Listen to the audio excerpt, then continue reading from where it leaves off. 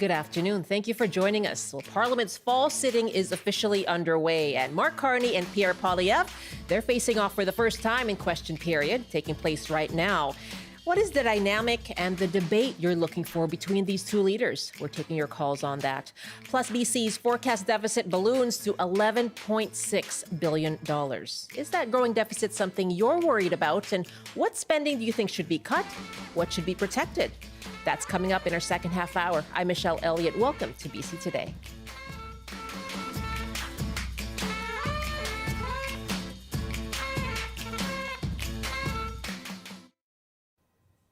Thanks for being with us on CBC Radio 1, CBC Television, and live streaming too. And you can call us now. What is the dynamic and the debate you're looking for as Mark Carney and Pierre Poilievre face off in question period? Our numbers 604-669-3733, or you can also dial 1-800-825-5950. Just hit pound 690 if you like, or email us at bctoday@cbc.ca. Well, here's a bit of what it sounded like about an hour ago as question period got underway.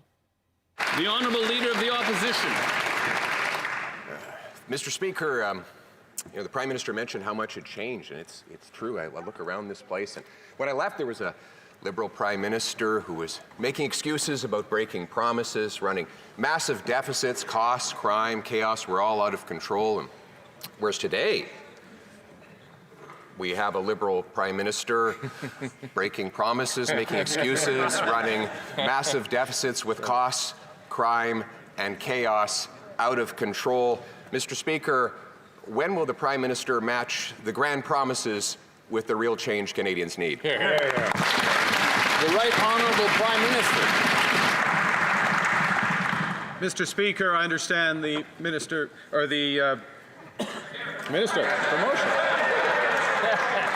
Come on over.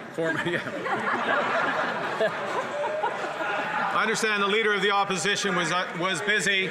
He missed the largest tax cut for 22 million Canadians. He missed the cut on the GST for new homes. He missed eliminating all federal barriers to trade. He missed, I hope I'll have another opportunity to finish a very long list of what the Leader of Opposition.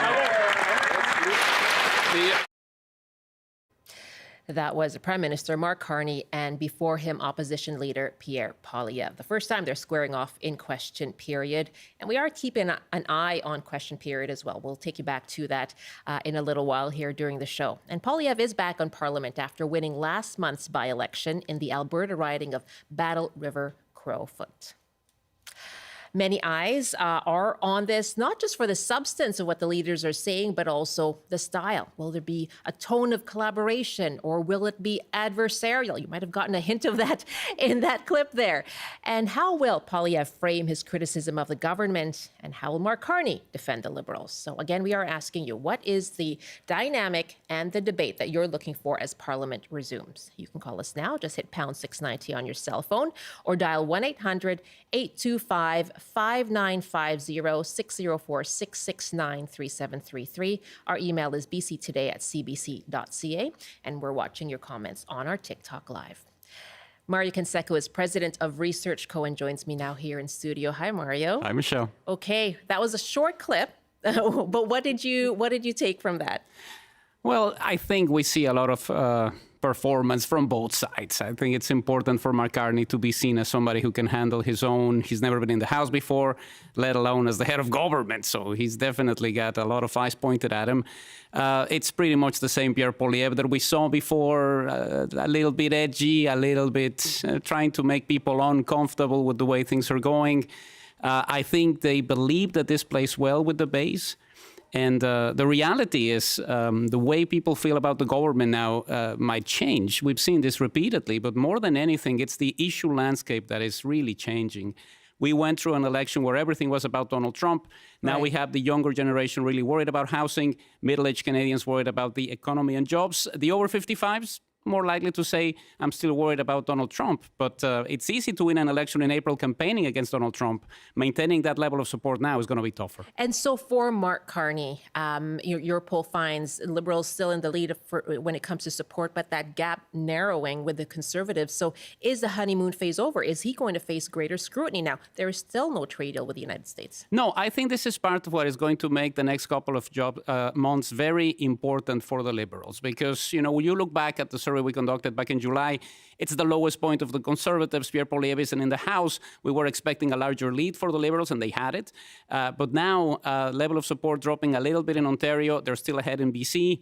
They're still ahead in Quebec. But those numbers can shift, especially if the Conservatives can connect with the younger generations. I think that is going to be what defines whether this is an early election or not. If we start to see people under the age of 55 becoming really disenchanted with Mark Carney. Yes, so the Liberals have a minority government. What can they count on? Is it going to be about the Bloc Québécois, the NDP's 7 MPs?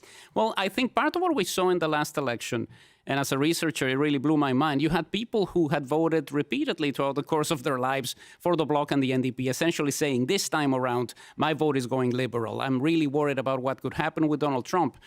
We know those voters might go back to the Bloc and the NDP. It's the Liberals who need to make a much better case to try to keep them in the red team. Let's talk, before I go to the callers here, about Pierre Poilievre. He's been saying, our job as the opposition is to hold government to account. He's saying while he will criticize, he will also put forward solutions. Here he is, newly reelected, in a new riding, facing a leadership review in a few months. So what is the view of Poilievre right now, and what do you expect from him then? Well, the numbers didn't shift that much for him when it comes to his own personality. I think part of what happens sometimes is people might like the leader of the official opposition, but not like the party. This is a very different situation because we do have a high level of support for the Conservatives, but even some Conservatives who go, I'm not really thrilled with what is happening. And he's got a very high level of strong disapproval. There are Canadians who, no matter what he says, won't be happy with him. So part of this is going to be, how do you connect differently? This style wins people over. They had the best election they've had in years. Of course, they had fewer seats and fewer votes than the Liberals. So they know they can connect with that group. But it's really about trying to gain that 55 and over voter who was very worried about Trump, who saw the Liberals as the best people to manage this. Can they see Pierre Poilievre as essentially PM material? Let's take some calls now. Again, question period still underway, got underway about an hour ago, and lots of eyes on what that dynamic will be between Prime Minister Mark Carney and Opposition Leader Pierre Poilievre. So we're asking you, what is the dynamic you're looking for? What is the debate that you're looking for in this fall sitting? Our numbers again are 604-669-3733 or 1-800-825-5950. Just hit pound 690 if you like. And our email, bctoday@cbc.ca. On TikTok, we are at CBC British Columbia. Tasha is calling from Richmond. What are you watching for, Tasha? Well, I'm watching for some collaboration and constructive problem solving on behalf of the Canadian people. I'm so tired of the polarization. And look at what we have going on south of the border that results in violence. And that kind of thing can easily happen here. I detest Pierre Poilievre. I can't stand anything that he says and the way that he says it. I believe in the role of the opposition, but let's be constructive. We're all working for the same goal here, to better the lives of people in our country. And there are big problems besides what's happening with the tariffs, and I acknowledge all of that. But we've got to set a different tone. And I'm also so tired of the media hyping this dynamic between Carney and Poilievre and, build up. Come on, let's not feed that polarization. Let's do better than that, okay? And let's just get down to being kind and constructive and working together to solve problems. It's just, I'm sick of it. So that's my 2 cents. Yeah, Tasha, thank you very much. Point taken on that. I guess people are watching for this dynamic. And we did hear from both Poilievre and Carney last week who condemned political violence. And so When she talks about tone, how important is tone going to be amid the polarization that we are seeing? Well, it's especially important for the Conservatives because we know that right now one of the most unpopular people in the country is Donald Trump. If there's some sort of deal that can be made, if there are some instances where the government is connecting well with the Americans, and this is an issue that is still number one for the over 55s, and we know they vote more. So it's definitely important for the Conservatives not to come out and say, we're opposing everything Mark Carney does, because if that means that you're sort of seen as somebody who supports Donald Trump, it's not going to end well for them. Roman is our next caller now in Port Alberni. Hi, Roman. What's the dynamic and the debate that you're seeking? I am seeking more of what your first caller, Tasha, alluded to, or actually stated very plainly, is we need to have adults having an actual deliberation, a thoughtful discussion, a debate, not a shouting match using slogans and catchphrases to win more clout. Clout will not get us into a better position. Thoughtful discussion, using your analysts, using your researchers, using the base for more than just being a base to stand on, but a base to rely on for thoughtful, provocative, and meaningful direction forward. I'm Indigenous, and I even disagree with Bill C-35 tremendously, but I'm still willing to support the party on the premise that there may be something of substance that will help us to get to where we all can be in a better position. And that's what we need right now is better positioning for ourselves, not in relation to anyone else, but in relation to our future standing. Roman, thank you so much for the call as well. Nancy in Revelstoke. Yeah, what is the dynamic and the debate that you're hoping to see this fall sitting, Nancy? Well, it seems like seniors are kind of being forgotten in the shuffle here. There's all kinds of housing starts, but is there housing starts for seniors? We are badly in need of rent-controlled housing for seniors. Yeah, can you tell me a bit about that and how Revelstoke has seen the impact? Well, there's long waiting lists for any kind of seniors housing here. Yeah. Yeah. Nancy, thank you so much. That's Nancy in Revelstoke. We did see a housing announcement yesterday, none in BC yet when it comes to these projects. But how important is housing going to be when it comes to what people are watching for? Well, what makes housing a very complex issue is that it's very emotional. And, you could have a government minister or somebody saying we have this many thousand housing starts. It's not going to help if you know somebody who's in need and can't get the housing that they require. Right. That has been consistent. I think the problem is now more of a federal level issue. We saw how it began in the Lower Mainland in BC. We saw it in the Greater Toronto area 5-6 years ago. But now you have areas of Atlantic Canada, areas of Alberta that are worried about housing. So it's definitely something that is tied with jobs. And I think this is going to define what the government does in the next few months. When you have almost half of people under the age of 55 saying it's the economy and jobs or housing, everything else just doesn't matter to me right now. Let's take a call. You talked about the economy. We are expecting a budget in the next couple of months now, rather than October, November. And Mark Carney has sort of been preparing people for austerity. And he termed the upcoming deficit will be announced. Interesting, because we're hearing from the province about its deficit today too, but he said it's going to be substantial. What impact will that have? Well, it really depends on the way in which they can sell what is going to be happening down the road. I think if we go back to the way governments dealt with deficit spending in the 90s or early 2000s, there was always that expectation of what is going to happen afterwards. Our collective mayhem and dismay at the notion of a deficit is not where it used to be. I think it's easier to talk to people, especially younger people, and explain how the deficit will work. But even the over 55 voter is not as opposed to a deficit as they used to be.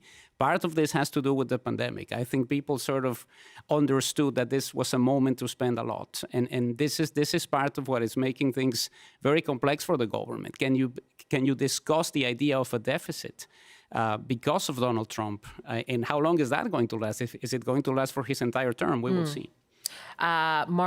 Margene writes from Penticton, Pierre Poilievre sounds exactly the same. He was advised by his people that a change of tone was needed to have success in the next election.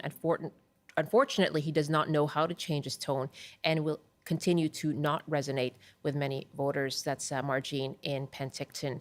And Anne writes, I'm looking for real action on the climate crisis and for real action on social inequality, including homelessness and government-built social housing, money into healthcare, and much more.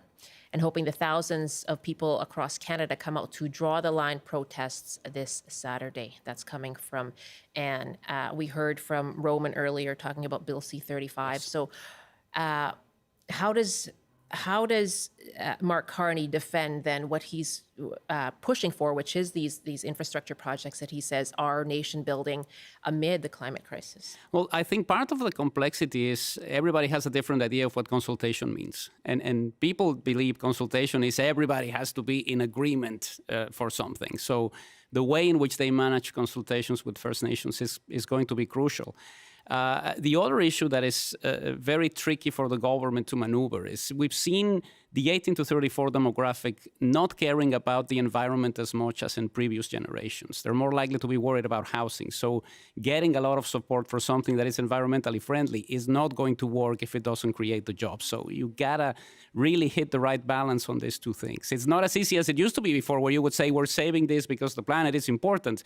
Right now, with so many people struggling, it's not going to resonate. That affordability question. Again, taking your calls, what is the dynamic and what is the debate that you're looking for in the fall sitting as Parliament resumes? And question period is underway right now. We are keeping an eye on that for you as well.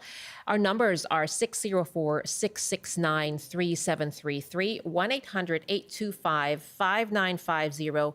And you can also email bctoday@cbc.ca. Interesting here, we have an email from John who writes, Mark Carney speaks from a podium that has been formed from experience in the world, including previous experience with the Bank of England. Poilievre has never worked outside of Conservative politics. And Carney has a resume requiring several pages, which denotes that he has some chops despite being a rookie as a party leader, let alone as a prime minister. Poilievre has no experience in the workplace with a one-page resume. His podium has no footing. We need a Conservative leader with something to work with. Okay, so what do you make of that, the view of each of these leaders then? Well, it's clear that they're trying to define themselves because of the situation that they've been thrown upon. I mean, you look at the history of Canadian politics, there's no opposition leader who had a better year than Poilievre had in 2024. Unfortunately for him, 6 days into 2025, Justin Trudeau decides that he's going to quit. And that changes the mindset. So there was an expectation that things were going to be happening fairly easily. And then he gets compared with Mark Carney and the situation changes. Now, how can you try to appeal to people who have very, very clear views that they don't like what you're selling? And I think this is going to be one of the most complicated aspects for them because they are connecting well with younger people, but the over 55 voter who usually votes Conservative is looking at Mark Carney and saying, I think this is the person that we need to steer the ship right now. So part of me thinks that this could be one of those monumental terms, thinking back to maybe Lester Pearson, where you had a leader of the official opposition and a prime minister who hated each other. But on that session, we got healthcare and we got the flag. So there's ways to get things done. What do you think they can come up with? Well, I think one of the key issues is how do we deal with the situation in the United States? Because this isn't going to be solved by signing something and going to the White House and having a photo op. We know how much things can change after Donald Trump decides to tweet something. So you need a long-term solution for this, especially when it comes to industry. You know, how can we survive if we're no longer going to be trusting the U.S. as a market? Going back to Tasha's point about the media's role in pitting personalities against each other, we have an email here from M who writes, I agree with Tasha. We need to examine policy, not throw ideology around. We need a respectful approach to seeing things differently so we can hear options and find the best among them. We need media to focus less on personalities and the insults and tensions between the parties, especially seen from the leader of the opposition, and spend more time digging into the issues and the implications of the various policies when we finally get some. Appreciate that email too. And yes, of course, talking about the issues at hand and what time and debate is going to be devoted to them in this sitting. it's interesting about the personalities, is part of that too what's come of social media and what people have focused on? I think it's a combination of factors. I mean, a lot of this is not related to ideas. We don't find a lot of people who read the policy proposals from front to end. A lot of this is emotional. And I think part of what made Carney successful was to establish that emotional connection with voters. We tested the ads, for instance, and people gravitated towards somebody who said, I know what I'm doing, this is where we're going to go. The Conservative ad, the one with the two seniors playing golf, it whiffed. It wasn't the situation where Canadians, particularly younger Canadians, say, I feel represented by this party. So there's a lot of emotion that goes into it. And it's also what helps them sell the idea of where they can go with this. I don't fault Poilievre for sticking to his guns. They started from way behind, and they were leading pretty fantastically when you look back on where they were back in December of 2024. Does it strike you that they seem to agree on quite a number of things? I mean, if you look at, there's been so much talk about the temporary foreign worker program, the economy, of course. Is there actually agreement?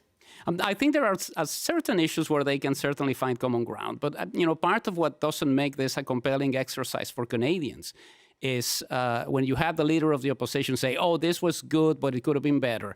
It's not something that is going to make people happy, especially because of how much people are struggling with the cost of living. I think this is part of the essence of the argument here. It's a time for big ideas, but those big ideas have to resonate with people on an emotional level, and that is only going to work if you're trying to get into the housing market and are able to, or if you're looking for a better job or a better life, and there are opportunities for you. Doug writes, I want the PM to rise above the game, say things in the House such as, I'm not here to have a high school debating club conversation. What are your suggestions? What exactly are you suggesting, and how would you pay for that? I'm happy to take it under advisement. Doug, thank you very much. So trying to get into, again, constructive discourse. We'll see what happens. Well, hopefully. I mean, it's important for both of them.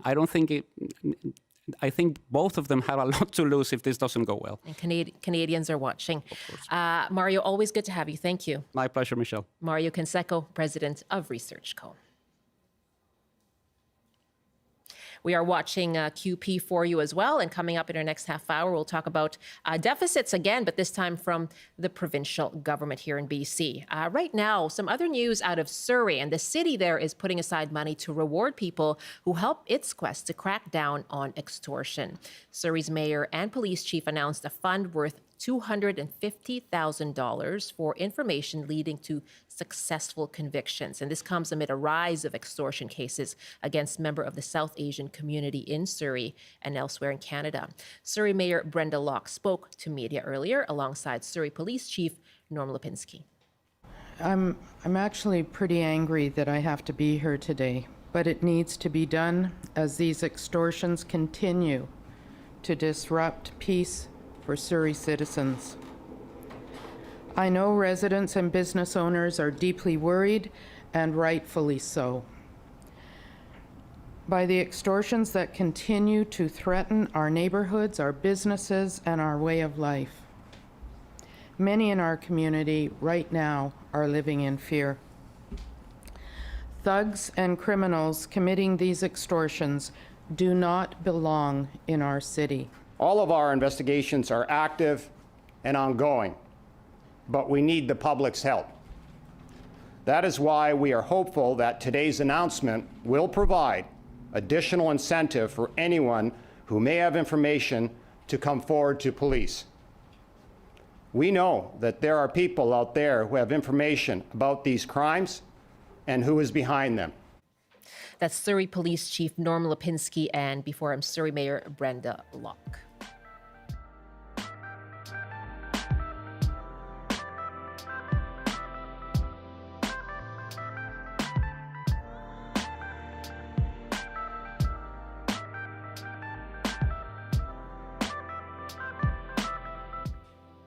12:30 now. You're with BC Today. I'm Michelle Elliott. Very nice to be with you this afternoon. And coming up, we are going to talk about what Finance Minister here in BC, Brenda Bailey, announced just this morning, and that is BC's deficit growing to $11.6 billion for this coming budget. And we'll take your calls asking you, is that something that concerns you? And what would be a place where you could see cuts? And what do you think should be protected? We'll have that conversation coming up in our next half hour. Right now, it is time for a CBC News update, and here's Amanda John.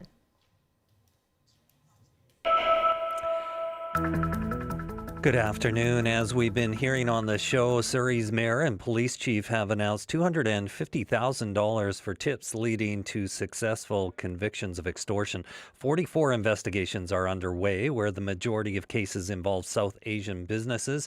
27 involve shootings. The provincial government is now $11.6 billion in the red, a record high deficit forecast for the current fiscal year. By next year, the deficit is set to rise to $12.6 billion. February's budget did not take into account the loss of the carbon tax, which blew a $1.8 billion hole in government revenues. And the president of the BC General Employees Union says job action will escalate this week. More than 6,000 BC GEU workers are on picket lines after the union introduced overtime bans at some BC liquor distribution warehouses last week. Negotiations with the province broke off in July. And now the forecast on the north coast. Periods of rain this afternoon with strong winds and a high of 15. Highs around 21 with sunshine in the Peace. In the central interior, including Prince George, clearing this afternoon with a high of 19. A high of 24 with a mix of sun and cloud in the West Kootenay. Showers in the East Kootenay. In the southern interior, including Kelowna, sunny with a high of 26. And for Metro Vancouver, Greater Victoria, and the Fraser Valley, clearing this afternoon with highs around 20, reaching 26 inland. That's your CBC News update from Vancouver. Rob, thank you so much. And of course, Welcome. It is Rob Zimmerman today. You're back. Very nice to have you back. Nice to be here, Stephen. Gloria, Stephen, call me anything. That is Rob Zimmerman in the CBC Vancouver newsroom. And in other news now, exciting sports news. The BC sports community is reveling in pride after Richmond's own Cameron Rogers shattered the Canadian record for hammer throw. It was a world title gold repeat for Rogers at the World Athletics Championships in Tokyo. And there she threw the hammer a record-breaking 80.51 meters. It is the Canadian record and also the second longest hammer throw ever in the world. Let's relive that moment, shall we? Cameron Rogers with her second round effort. Remember that 78-meter throw, 78.09, just shy of her personal best, 78.80. Let's see what she can do here in the second round. Looks very fast through the circle. And a little more straight, and it's up over 80 meters. It's a lifetime best for Rogers, and she's cementing herself into that gold medal position. This is over 80 meters. It's a monster throw. It's going to be a new Canadian record. What a delight to watch an athlete at the top of their game. We saw the interview with Cameron Rogers, full of confidence, but so calm, cool, and collected, just at the top of her game. And this is the lovely thing about sport, when you even surprise yourself. Oh, I love that. The pride of Richmond and Canada. After that throw, Rogers said she didn't expect that throw to be that long and said she felt every emotion under the sun. Congratulations.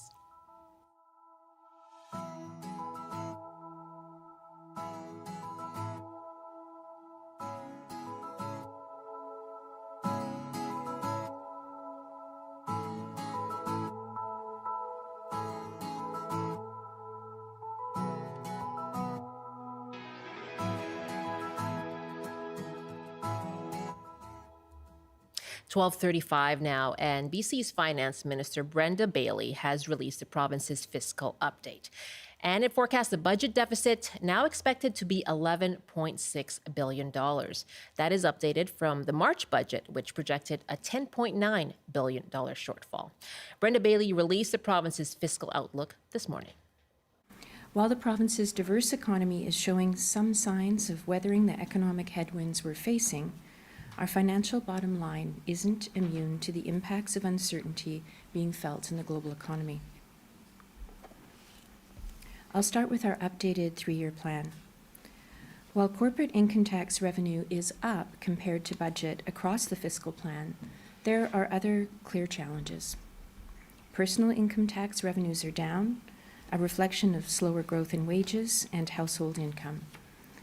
These are changes that workers across the province are feeling, and this makes our work to strengthen the services that we all rely on that much more important.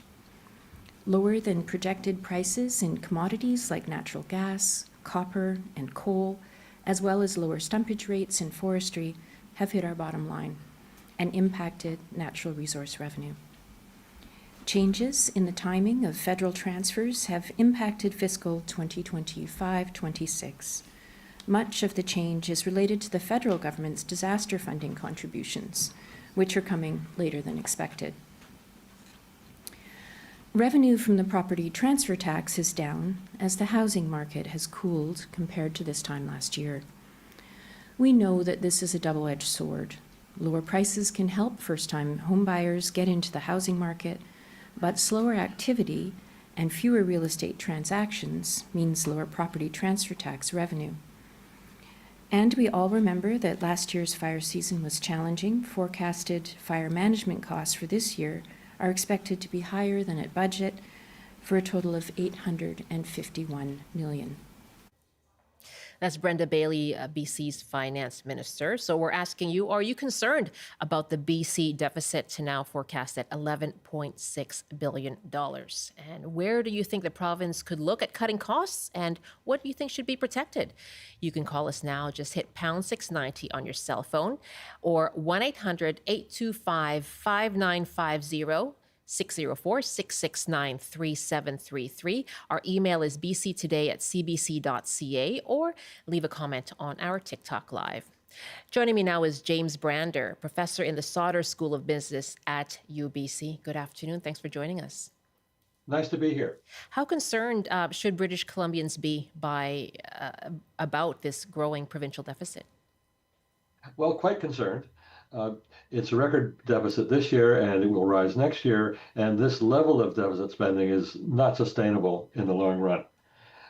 But as of 4 or 5 years ago, BC's overall position was really quite strong. So there's room to have, a few bad years before we, hit disaster. But we should certainly be concerned, and the government certainly needs to work hard to try to get its financial house in order. When you say people should be concerned, what are the impacts that they may see in their own lives? Well, the immediate impact of the deficit on individual consumer lives is pretty small. Basically, what will happen if the government continues to run high deficits is borrowing costs will rise, and the government just won't be able to raise enough money to provide services, so provide a full set of services. So in the long run, it puts downward pressure on healthcare services, which is the biggest expenditure item in the budget, educational services, and all the other things government spend money on. So those things, will be under pressure as time goes on. But at the moment, it's not like it's a catastrophe for individual consumers. And so what do you make of the position that the province is in right now then? You said, 5 years ago, they were in a better position.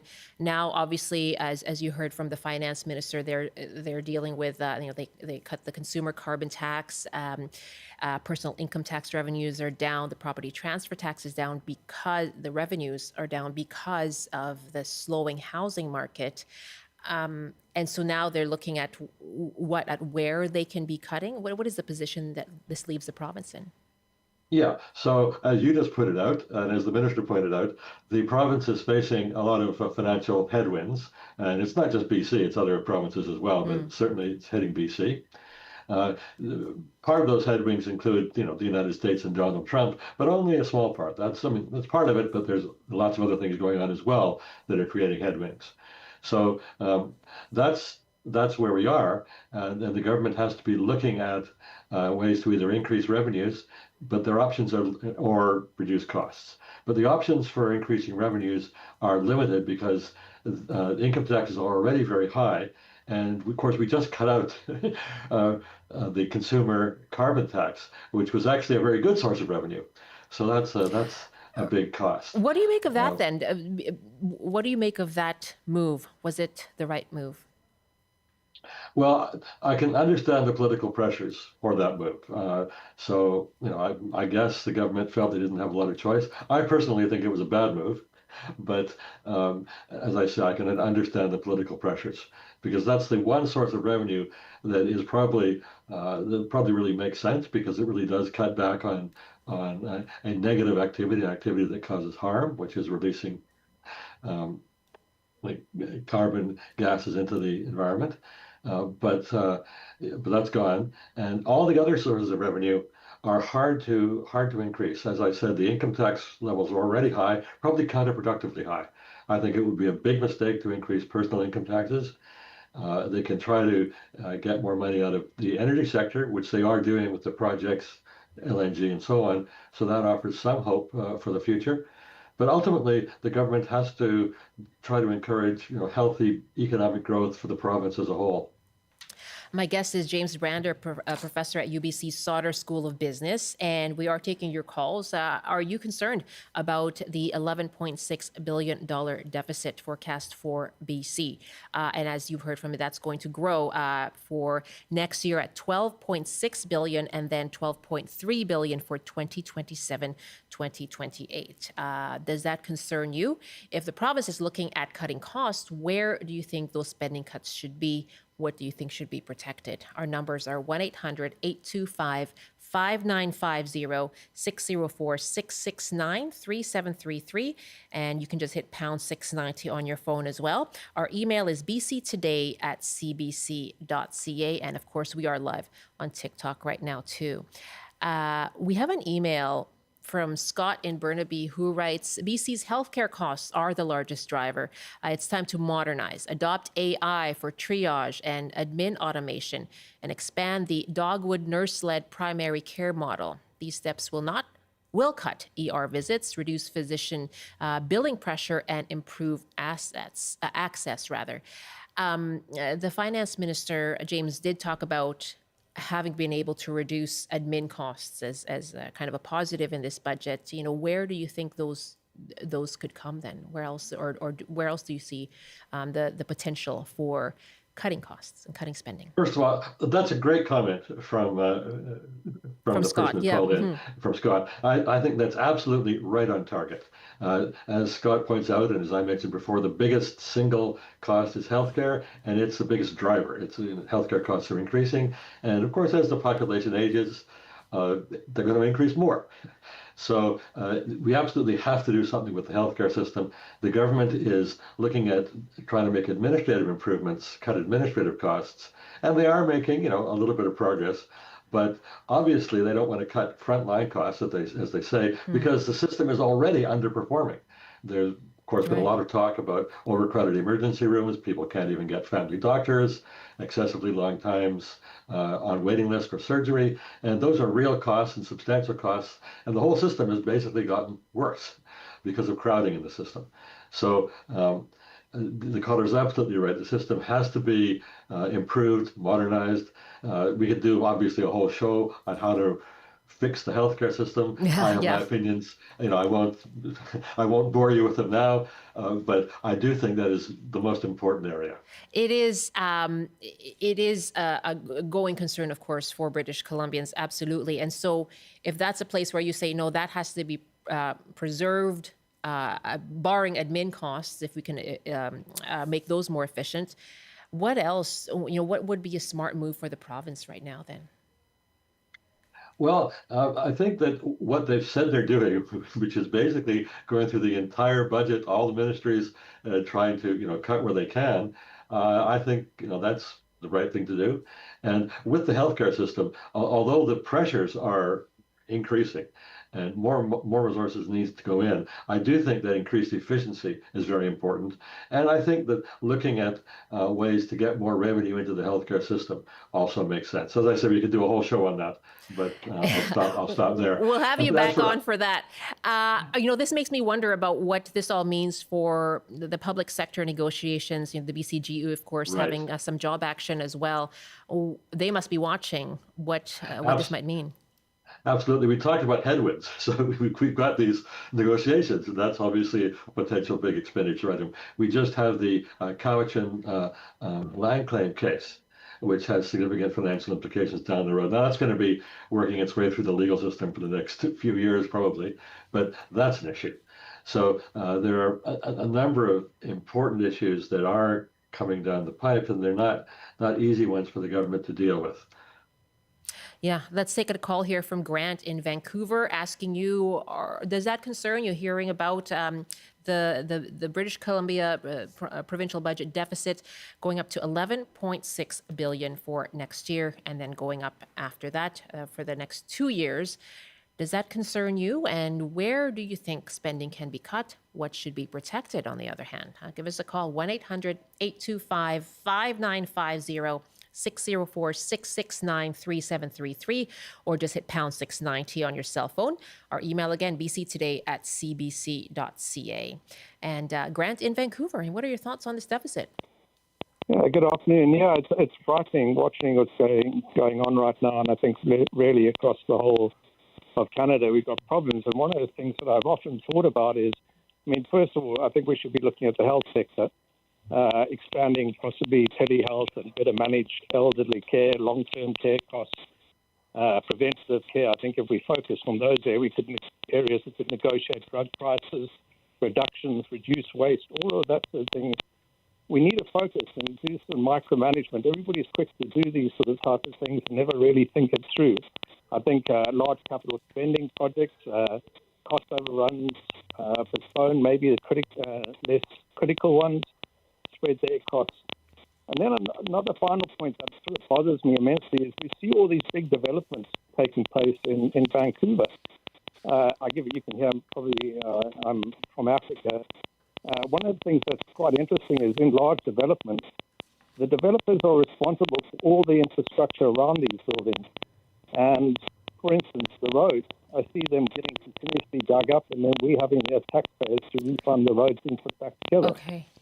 Why don't we make the developers responsible for the transport, getting the transport into there, re-establishing the roads, putting in the critical infrastructure instead of being a federal, provincial budget? Okay. I take your points, Grant. Thank you so much. So healthcare, it sounds like, it's what you're saying is there, again, you're hinting it's kind of bloated and that there can be more done there when it comes to getting ahead of those big expenses, right? More preventative care and primary care. And you're talking about having off development costs for infrastructure around big residential developments and putting that onto the developers. I'm sorry to jump in. There was just some clicking sounds there on your phone. Healthcare is coming up again, James Brander. But I wonder about that, the infrastructure development. We are going into federal government as well, getting into building housing. As much as that's going to cost, is there an argument, hear from Mark Carney saying this is investment, right? So at what point do you say this is investment for the future, government building more housing? Yeah, so more housing is critically important. We have a fairly significant population growth rate driven mainly by immigration. And of course, the Premier was actually very critical of the current immigration policy a few days ago, basically saying that there are just too many people coming into BC for the infrastructure to handle. I personally think he's right, that immigration needs to be at the right pace so that the infrastructure can grow appropriately to go along with it. That was the Premier's comment. But that said, I think it's difficult, as we've been saying, to find places to carve out savings in the current government budget. The point I was making before was simply that I think the key answer is just to have a more productive economy and just to have the economy be as efficient as possible. And that probably means lowering taxes, not raising them. So to get back to the development taxes issue, if we raise development charges, which are already pretty high, if we raise development charges, there's going to be less development, not more. Less property development, less housing development. The housing developers are already complaining that the costs are too high, and I think they've got like a reasonable argument. So as the Prime Minister was saying, housing really is an investment, and I don't think that that we can putting on the private sector tax that investment further to make it harder. I do think that. The federal government Carney has just said the federal government will provide subsidies for that, which I think is probably a good move. But I do not see higher development charges as a likely major source of revenue that's going to solve or improve the BC budgetary situation. Okay, and applying that to infrastructure around those developments. Now, you talk about what's going to fuel, jumpstart the economy. We heard today from the Canadian Federation of Independent Business saying that the financial picture in the province is deteriorating at a time when small businesses need stability. And so does this give more of a sense of that instability as small businesses continue to struggle in BC? Yes, the small business sector in BC has always been very important. It continues to be important. There's a lot of entrepreneurship in BC, and having an economically stable climate is very important for the small business sector. So, when they look at these deficits, when there's talk about maybe tax increases or service reductions, it does create uncertainty for them. That said, it's not a terrible environment, and I think there is a lot of potential from the BC small business sector. It's been very successful before. It's quite active now. So I think that is a very important part of the solution for the future. I think it is very important for the provincial government not to choke that off by raising their taxes. On healthcare, we have an email saying, due to said deficits, I'm seeing cuts in positions across my healthcare organization. Cutting positions should be the last resort. It's painful to see colleagues being let go without cause. Instead, better planning of resources is what is needed. Hiring without proper planning is very detrimental from all angles. Thank you very much for that email. Cheryl is our next caller. Now we are asking you, how concerned are you about BC's growing deficit? 11.6 billion is the new forecast from the provincial finance minister Brenda Bailey. She announced this morning, and asking you if there needs to be cuts, what do you think should be the priority? What do you think should be protected? And our numbers again, 604-669-3733, 1-800-825-5950. And Cheryl is calling from Port Coquitlam. You want to talk about education, Cheryl? Yes. I think, personally, I'm going to throw this out there. I think we're coming at it all wrong. If you look at, he's talking about small businesses and entrepreneurs. Who the hell are they? Those are the kids that are coming out of school. So I'm looking at this thinking, where are you getting all of this workforce from? You keep cutting education, grade 12s. You cut all, it's just cut and year after year after year. And our kids are coming out and going, okay, I have no motivation. School was shit. My parents had to pay all kinds of fees. It was a struggle. And now what? I can't afford to go on. I can't afford to take any more education because it's too expensive. So where are all of these ideas coming from? Where are all these new workers coming from that are coming into it? I'm shocked that we just keep thinking that we can put out, workers for all of these initiatives, but we can't educate them well. Cuts to education. Yeah. Cheryl, thank you. We are. Yeah. Thank you very much for the call. I do apologize if people found some of that language offensive. But Cheryl, I take your frustration about cuts to education there. And so that impacting the workforce that industries and the economy relies on as well. And we know we've been hearing about overcrowded schools, right? and schools saying that they need more funding to keep up with, James Brenda, that growing population. Yeah, well, this once again goes back to Evie's comment about immigration getting ahead of infrastructure. The two big infrastructure areas, well, three big infrastructure areas, well, four big infrastructure areas: one, healthcare; two, education; three, transportation; four, housing. And in all those areas, the economy is under pressure, the government's under pressure. Now, I probably know less about the educational system, even though I'm a professor at UBC. I probably know less about the K-12 educational system than I do about the other areas. But I'm certainly willing to believe that there's room to take a serious look at how to improve the structure of K-12 education as well. I know the government is trying to do that. That's probably a lower priority than healthcare and obviously housing and infrastructure and transportation, where there's a lot of activity going on. But all four areas are under pressure. Let me go through some of our emails here. We are getting quite a lot of them asking you about your concerns around a growing deficit. And let's see here. This email from Lynn, who writes, restructuring healthcare. With today's systems and AI, we don't need multiple health authorities. A centralized system will reduce costs and improve efficiency. On housing, we need zoning changes and policy changes in the regional districts, not just at municipalities.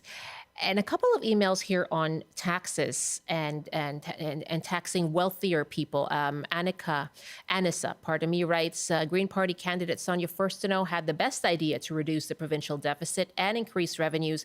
It's pretty simple. Tax the wealthy, double the existing property tax rates, and add a new 2% tax on homes over $3 million. And we had an email from Anne who wrote that as well. Why not make the tax rate steeper for high-income earners? James Brenda, what's the likelihood of that? How feasible is that from the provincial government's perspective? I think it's unlikely. The problem with raising taxes on high-income earners is that they leave. Taxes are already high in BC on the highest income earners. We have a high top marginal tax rate. And we're already at the stage where we're seeing significant tax avoidance at that level. And if those tax rates are raised further, it's likely to have a negative effect, not a positive effect, because, as I say, people either don't bother to earn income or they leave the province. Is there an argument to be made, though, that they should stay? They are benefiting in terms of earning a high income. Well, I mean, everyone, all of us, we have good jobs where we should be grateful, but when people have other options, especially, entrepreneurs, successful entrepreneurs, when they have other options, when they can just move to Alberta and do the same thing and earn and keep a lot more of their money, or move to the United States, that's what they do. May be. And out-migration of high-income earners is already a problem in BC. It's an emerging problem. It's happened before. And then I'm sorry, I have to jump. James, thank you very much. We are running out of time. I appreciate your time. Thank you.